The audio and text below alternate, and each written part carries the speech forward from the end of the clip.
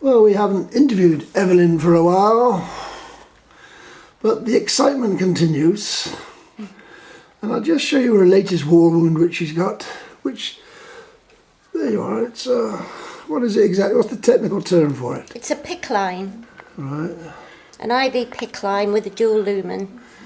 And what is it for? What do you do with it?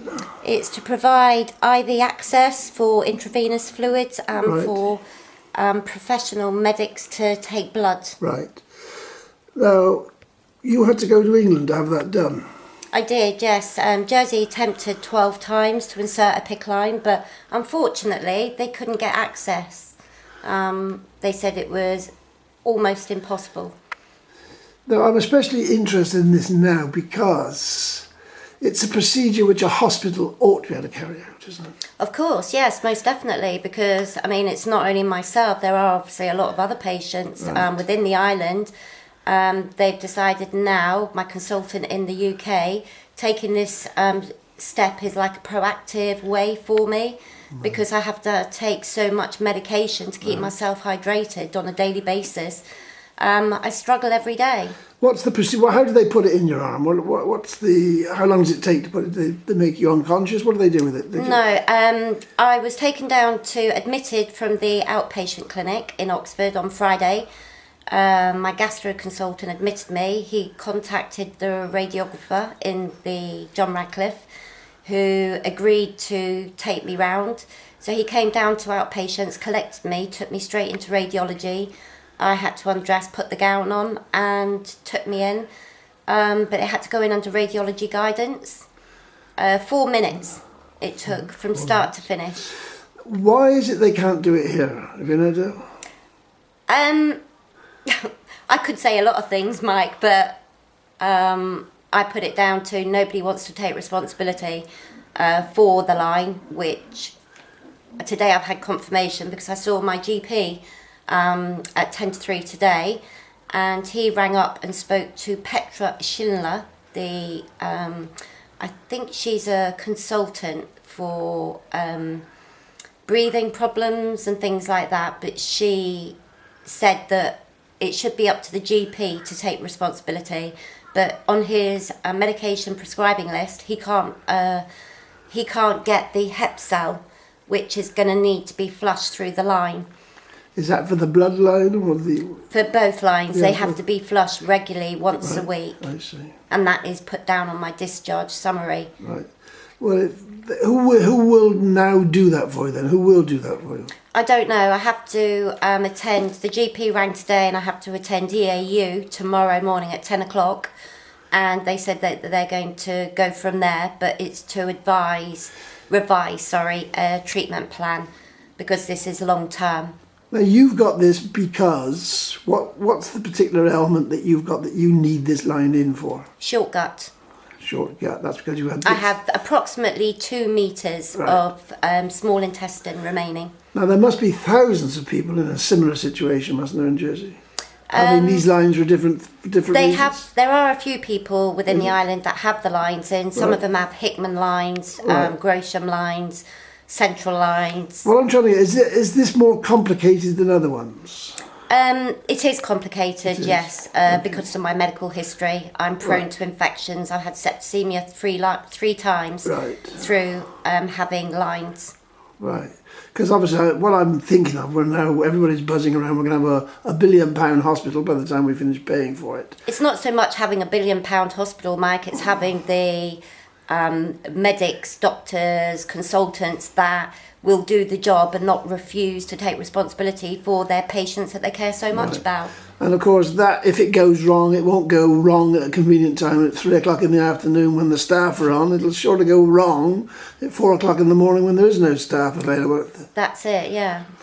Okay. Now, I did attend A&E actually, because obviously you can see on my travelling back to Jersey, I had my bag on my back, on my shoulder, and it was a very busy train, and it was knocked off and it hit the line, so it did start bleeding, and I tended to ask them, and they told me to make a GP appointment because it wasn't classed as an emergency. Right. What your doctor, your own GP, what will he do with that line? What can he do with it? Can he? Unfortunately, he can't do anything at the moment because he doesn't have access to the saline solution that needs to be flushed through the line. And how often normally would you have to have stuff put into there? I mean, how often? Weekly. Every week. Yeah. And it's food, drugs, blood samples. Yeah. All that. So it's quite a busy thing. Essential. Magnesium, potassium. Right. Electrolytes, because my electrolytes go very low because I drain so much fluid. I'm draining about 3.5, 4 litres from my body every day. The other aspect of this, of course, you had to go to Oxford to have it done. Now we've been hearing about this incredible journey, which is a simple little journey to Oxford. How torturous it's getting to get to Oxford. I went there to Oxford the other day, strange enough, and it was the M25 was blocked all the way. I elected to go by bus, totally blocked by traffic. It was from Gatwick to Heathrow, just a traffic jam. So, you know, it's horrendous. If you've got to get there for an appointment, you've got to go on reliable transport, train basically up from Southampton or whatever. Yeah. That in itself shouldn't be difficult, but to get to Southampton, of course, you can't swim across the channel. You've got to go by aircraft. And there aren't many choices, are there? No, there isn't. Blue Island, unfortunately, last year, I was travelling back out of Jersey, and it was only a day appointment I was going for. My bag filled up very, very fast because I drank, before leaving home, one of my Nutri-drinks, which gives me a quick intake of nutrients. So it gives me a high, if you like, and it keeps me going for the day. So 4 of those a day I wanted to take with me. The security at the airport weren't happy with me taking them through because I had 100 ml only allowance of liquid, but I had more than 100 ml. And I did try explaining that I'd already drunk one before leaving home, but they made me drink another one in the security. Instead of putting it in your bag. Yeah. So yeah, and it was sealed as well. So, I mean, there was no way it could have been tampered with. So I think it was just awkward situation. So I drank it, which they were happy. They let me go through. Unfortunately, on board the plane, I got on and the seatbelt sign had gone off, so I got up to use the toilet. But when I went to the toilet, there was a note on the door, which I have got photographs of, saying that the toilet compartment was out of use for the journey of the flight. It was a full flight. I think there was about 24 passengers on board. I didn't know what else to do, so I couldn't. There was too much in my bag to put into one of the sick bags. I went to the back of the aircraft, and there was a gentleman, lovely gentleman, sat in a single seat, and he offered to help me. So he took the door off the hinges for the toilet compartment and held it in place while I went in to drain my bag. If he hadn't have done that, it would have been an accident all over the cabin of the Blue Island aircraft. You did explain that to the crew on the aircraft. I did. I explained it to the captain. You had no choice. No, I had no choice other than to do that. Right. You could have put the whole aircraft out of use by, draining it on the floor, exploding oil. Yeah, it would have soiled the seat, the carpet, everywhere. That's right. So the result of that was the captain banned you from the aircraft. Apparently so. I've been barred from Blue Island aircraft. Now, of course, now you just come back from, and you've had another little contretemps with, because it was, you booked to go out on the other flight, Fly B or whatever they call it. They changed aircraft. Because now they work together. So Fly B. Coming back, it was to be a Blue Island. It was to be a Flybe aircraft, but then it was changed to a Blue Island aircraft. And your ban still applies? Yes. You're not allowed to fly Blue Island? No. Because of this one accident that it was out of my control. I mean, obviously the question arises, should aircraft be allowed to fly without a toilet? That's the first thing, because obviously this is a circumstance. But bearing in mind that and we don't know what's going to happen to this £1 billion hospital we're going to have, the number of people are going to be flying backwards and forwards, this link is essential, isn't it? Of course it is, yes. I mean, I'm not the only person. I was told by the captain, you should have used the toilet facilities before boarding the plane. Right. It's rather extraordinary, because I remember travelling with you on a bus in England. Yeah. which we were taking you to the Oxford Hospital. And on the route, you said you had the same problem. You had to get there. You had to get there by a certain time for the appointment. You asked the driver if he could possibly stop for a minute. No, he couldn't. You had to empty your bag on the bus.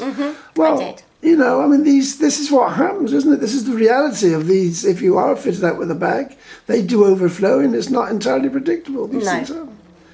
So, it's to me, it's just incredible that these organisations make it so difficult for people.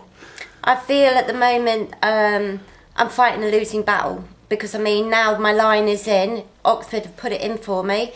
Jersey, the GP contacted them today, and it seems nobody wants to take responsibility to administer the IV fluids. You've got a little piece of paper there, which you can hold out for us. We'll have a look at it. I pulled this out of the In-Flight magazine because it just made me chuckle to myself. Right.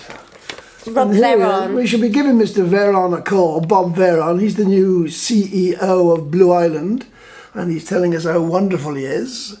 And we will see if he'll come online and give us a little interview or say something about this policy, about stopping people who have no option. They have to use the airline, or they have to fly or get over there. And if they have to use the toilet, they have to, or some provision has to be made for people. It's just inconceivable that somebody could be banned because of the fault, which is basically the airline's fault. I feel like I'm being discriminated against because I have a bowel disease. Yeah. Well, Mr. Veron, though, we will be in touch with you.